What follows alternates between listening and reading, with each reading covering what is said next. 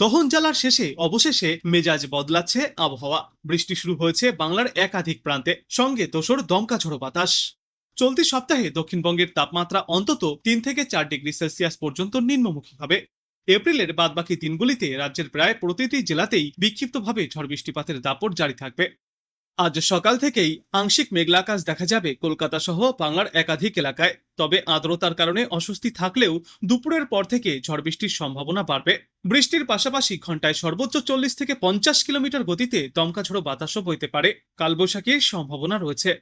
তবে আপাতত কলকাতার আবহাওয়ায় বড় কোনো পরিবর্তনের সম্ভাবনা নেই। মোটের ওপর বজায় থাকবে স্বস্তি, যার জেরে আগামী কয়েকদিনে কলকাতার তাপমাত্রা বেশ কয়েক ডিগ্রি সেলসিয়াস পর্যন্ত নিম্নমুখী হবে। আজ কলকাতায় সর্বনিম্ন তাপমাত্রা থাকবে 27 থেকে 28 ডিগ্রি সেলসিয়াসে এবং সর্বাধিক তাপমাত্রা থাকবে 33 ডিগ্রি সেলসিয়াসের আশেপাশে। দক্ষিণবঙ্গের বেশ কয়েকটি জেলায় আগামীকালও দুর্যোগপূর্ণ আবহাওয়া থাকবে।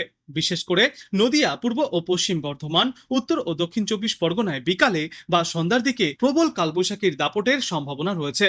আবহাওয়ার যা পূর্বাভাস, তাতে দ্বিতীয় দফায় নির্বাচনেও মোটের ওপর মনোরম আবহাওয়া থাকবে। বেলার দিকে বজ্র বিদ্যুৎ সহ বৃষ্টি এবং ঝড়ো হওয়ার সম্ভাবনা রয়েছে।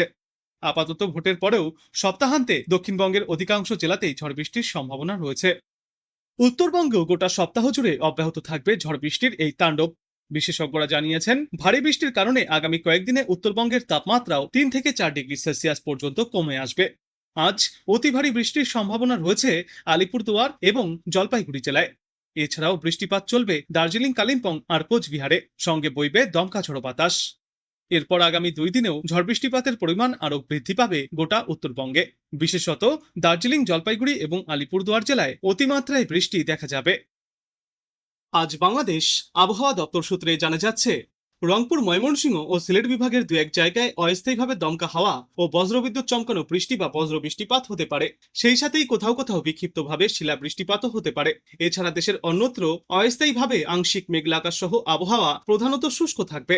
ঢাকা, ফরিদপুর, মাদারীপুর, রাজশাহী, পাবনা, সিরাজগঞ্জ, ফেনী, লক্ষ্মীপুর, রাঙ্গামাটি, বান্দরবন, পটুয়াখালী জেলাসহ খুলনা বিভাগের ওপর দিয়ে মৃদু থেকে মাঝারি ধরনের তাপপ্রবাহ বয়ে যাচ্ছে এবং তা অব্যাহত থাকতে পারে।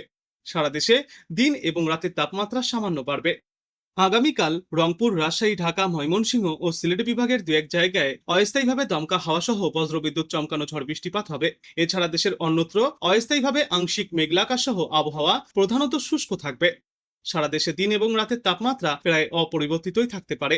বিরাজমান তাপপ্রবাহ অব্যাহত থাকবে এবং এর পরবর্তী 3-5 সমগ্র বাংলাদেশ জুড়েই মাঝারি ধরনের ভারী থেকে অতি ভারী বর্ষণের প্রবণতা অব্যাহত থাকবে আর তাপমাত্রাও কিছুটা নিম্নমুখী হতে পারে।